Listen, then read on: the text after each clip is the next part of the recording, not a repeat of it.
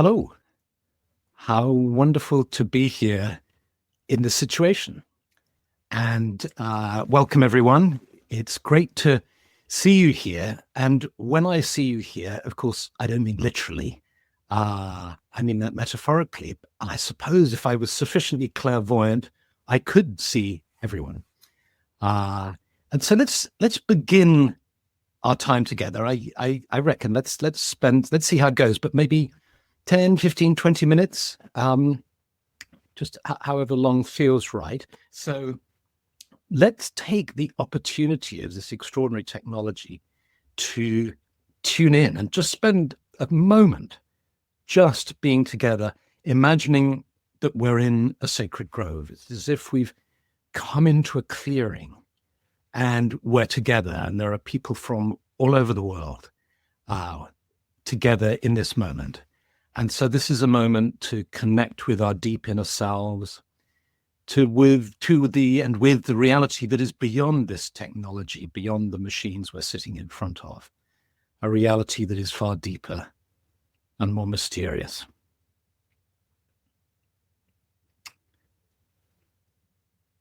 And then I open my eyes, and you open your eyes, and we're here. And what I wanted to talk about was just to take the topic of the goals of the Druid. What are we actually seeking as Druids, or if we're contemplating following the Druid spiritual path? So what are the goals of a Druid? Why would we even bother with following a Druid spiritual path? It seems so out of date, doesn't it? Here we are in the 21st century, and we're suggesting that perhaps we should follow the ways of our ancestors thousands of years ago. Well, Druidry is a modern movement, and it draws on the inspiration of the past, but I certainly believe that a spiritual tradition comes from the world outside of time. It comes from a spiritual dimension that isn't bounded by linear time. And so it's living and real and vital now.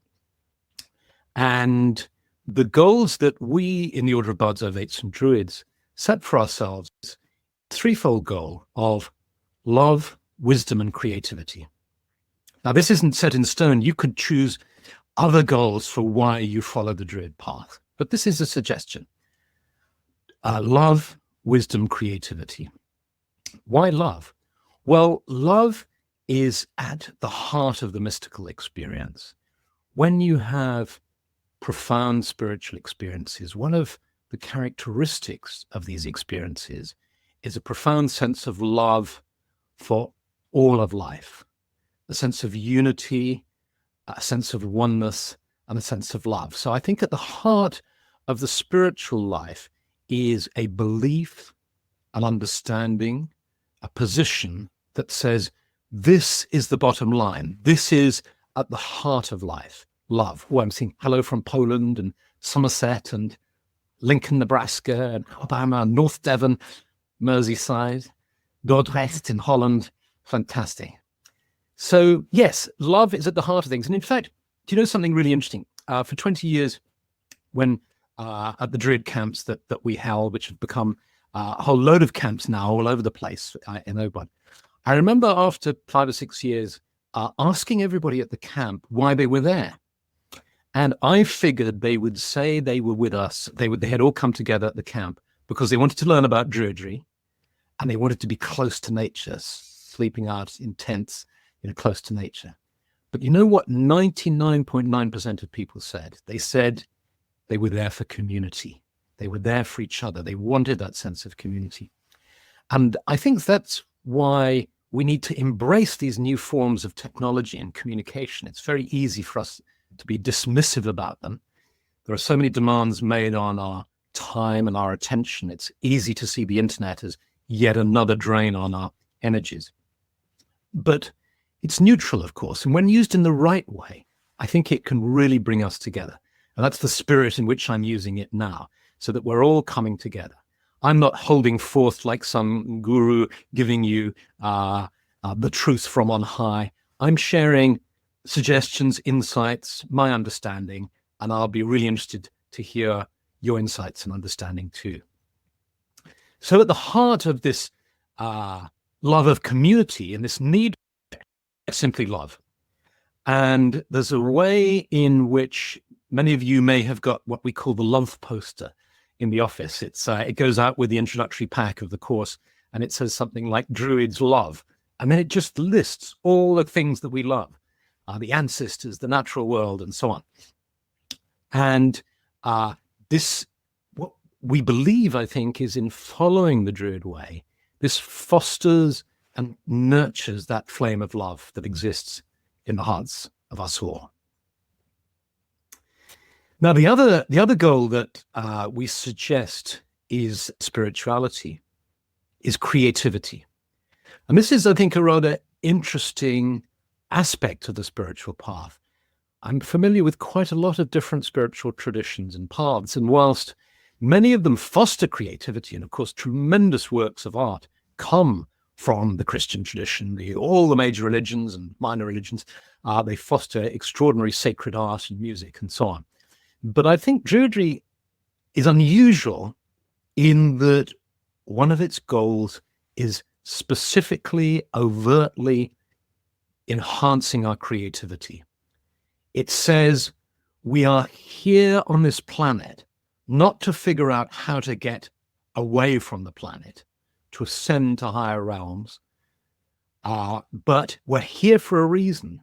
And one of the reasons is this mysterious Arwen that we can allow to flow through us and which we can express in our lives and creatively.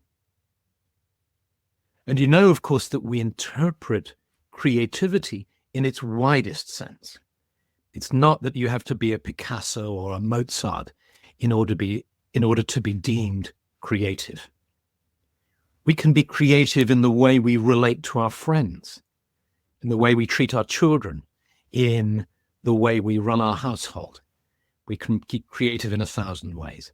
And Druidry has this incredible idea of Arwen, this idea that the cauldron of the goddess can be stirred, the mixture can be prepared, and if we're lucky and if we do the right work, we can receive drops of Arwen.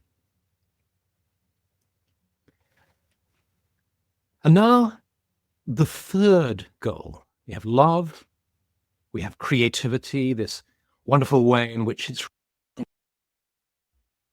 we all have to develop our potential and to be fully creative. And then this third goal goal of wisdom, seeking wisdom, finding wisdom, growing in wisdom. Now, this is interesting because if we think about it, many spiritual ways promote a slightly different or apparently different goal, which is enlightenment or illumination. So if you're a Buddhist, for instance, your primary goal is to seek enlightenment. Why isn't that a primary goal in Druidry? Well, here are some ideas. In the two foundational stories in the Druid tradition about seeking wisdom, the story of the salmon of knowledge, or the salmon of wisdom that Finnegis has been looking for years by the river.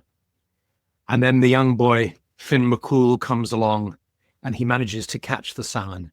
And Finnegis said, look, I've been waiting a long time for this. I'm getting the first taste of this salmon. It's for me. And of course, what happens is the young lad cooks the fish, and it talks about how the skin, you know, when you're frying a fish or something, the skin can bubble up. And he tries to burst this little bubble just to push it down. And 3 drops of salmon liquor scald him on his thumb. And he licks his thumb, and he's immediately illumined, and he has tasted of the salmon of wisdom. And in the Irish story, Finnegis looks at him and says, I can see by the light in your eye that you are the wise one. And so Finn McCool goes on to have other adventures, and Finnegis follows him. In the Irish version of the story, it's the goddess Carr-Gomm. The figure of Carr-Gomm instead of it's the drops of imas, the drops of Arwen, and instead of coming from the salmon, they come from the cauldron, which bubbles up. 3 drops splash on the thumb of Guion Bach, the young boy. He licks his thumb, he's illumined. And Ceridwen takes a slightly different approach to him. She decides to eat him. But that, as they say, is another story. But both stories, if you think about it, have a moment of illumination in them. Illumination, enlightenment does occur in a great flash. And in the Welsh story, for instance, it recounts how at that moment Guion Bach knows everything. He knows all of time, all of space. He knows and understands everything. And in that moment, too, he understands that he's going to be eaten by Ceridwen, and so he runs for his life. So one way to look at it is this, which is that illumination is the gateway to wisdom. You become wise after you've become illumined. Illumination or enlightenment occur in discrete moments of time, specific moments of time. But wisdom is continuous. And so we focus on the destination rather than the medium through which we reach the destination. And if you think about it, this relationship between enlightenment and wisdom is very interesting. If I say to you, look, your goal is to become enlightened. Notice how that feels. If I say your goal is to become enlightened. If your response is like mine, I will immediately see that goal ahead of me. I won't be feeling enlightened particularly right now. You might be lucky, of course, and that would be wonderful. But I suspect most of us, when we're presented with that goal, would sense it at some moment in the future. It's down the track. Maybe I'll never quite get there in this lifetime. Maybe if I meditate enough and do enough spiritual practices, at a certain time, I will gain enlightenment. That was certainly my feeling when I was 11 years old and read the life of the Buddha for the first time and was infused by this idea of gaining enlightenment, and then spent years trying to reach this goal. And what I discovered was that illumination occurs in moments of time. There are moments of ecstasy, of insight, of illumination. But then one returns back to one's original state, perhaps a little wiser, perhaps with a little more insight. And so the journey continued. So if you have as a goal the goal of enlightenment, which is a perfectly reasonable goal, obviously, in one way it acts like a carrot. It leads you on. So that's fantastic. Marvelous. We want the goal of enlightenment. But the problem, it has a problem, which is that it sets up what is known in psychology as provisional living. Provisional living is where we don't fully open to being fully alive in this world because we're waiting for something to happen. We're waiting for the divorce. We're waiting for the wedding. We're waiting for the kids to leave home. We're waiting for the kids to be born. Whatever it is, we're waiting. We're waiting to retire before we do it. We're waiting to change jobs or get the job or whatever. So it's always that little bit ahead of us. Provisional living. It's something one has to kind of watch out for all the time, I think. So instead, so that's the tricky thing of looking for enlightenment. What if I suggested to you something else? What if I suggested to you that the goal was more about growing in wisdom? Finding wisdom, growing in wisdom. Immediately, when I hear that, I immediately relax. I immediately, suddenly, instead of the goal being there, it's here. Oh, growing, there's a little bit of wisdom with a bit of luck. There's the wisdom of my body. There's the wisdom of the heart, the wisdom of the mind.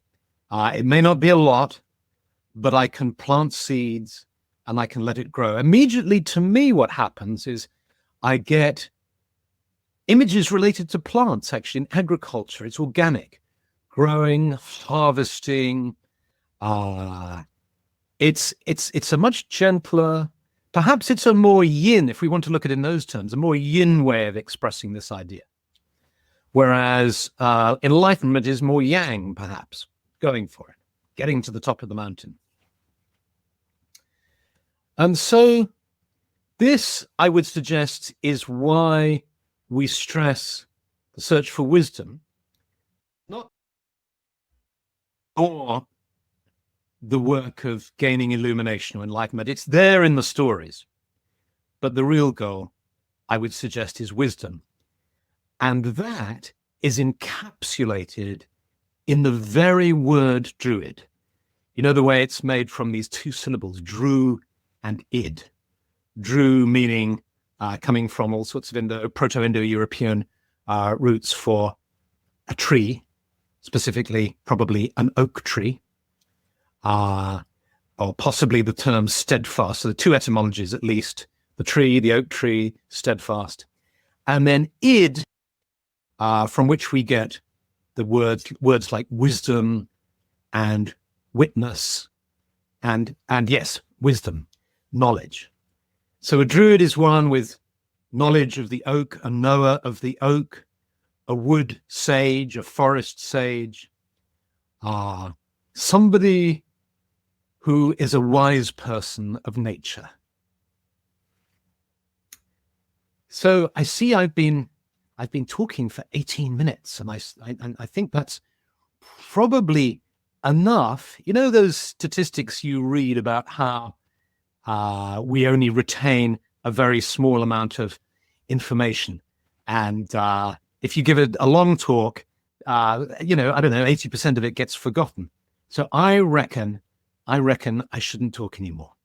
I'm going to finish in the way that we started, which is by closing my eyes so I'm not distracted by the technology and just feeling you. And we're all of like mind, I think, all tuning in, all people of like mind, following or interested in the path of Druid spirituality. And so it's lovely to sit here with you, to be here with you. And I look forward to reading your comments. When I switch this off now, I'm going to go through all the comments and look at them. And I know more will come in it over the coming hours and days. So lots of love, lots of good wishes. And I hope we can do this again. Okay. Bye.